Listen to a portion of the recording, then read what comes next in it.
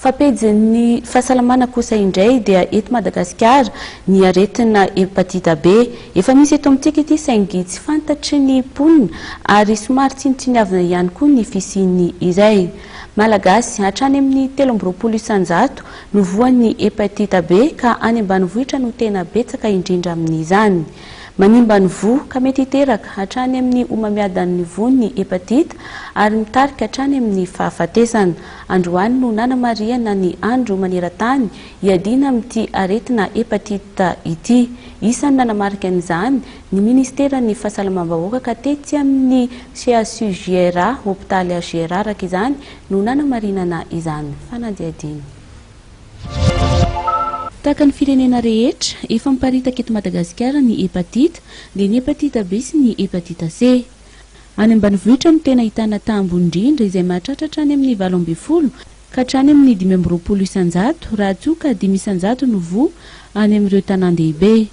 Tsy ahitana soritra ny hepatita amin'ireo 20 isan-jato ny olona mitondra izany raha tsoa ka ny 20 isan-jato ihany no ahitana faritra mavo amin'ny vatany sy ny masony. Fahafolo amin'ny aretina mahafatolona be indrindra maneran-tany ny hepatita. Maro ny mety ahazona ny hepatita araka nambara ny dokotera manaraka izao.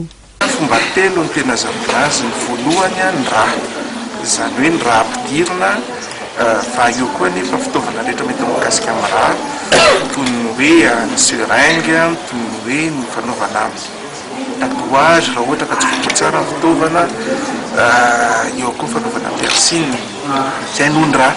Ny faharoa dia ny firaisana ranofo ary ny fahatelo izay tena ngeza be mihitsy raha aty amin'ny tany ohatra ny eto Madagasikara dia ny fifindrany avy any amin'ny reny makany amin'ny zaza.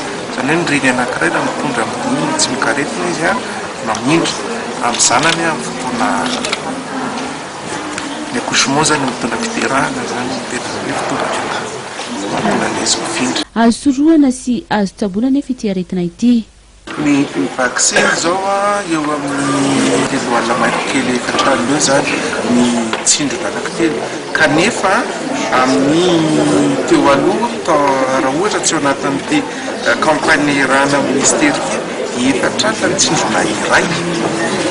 Izany hoe efa nampidinina intelo eny zany amin'ny tokony vidina le vaccine mba ahafahan'ny Malagasy mahazo vaccine mety amin'ny vidiny gary.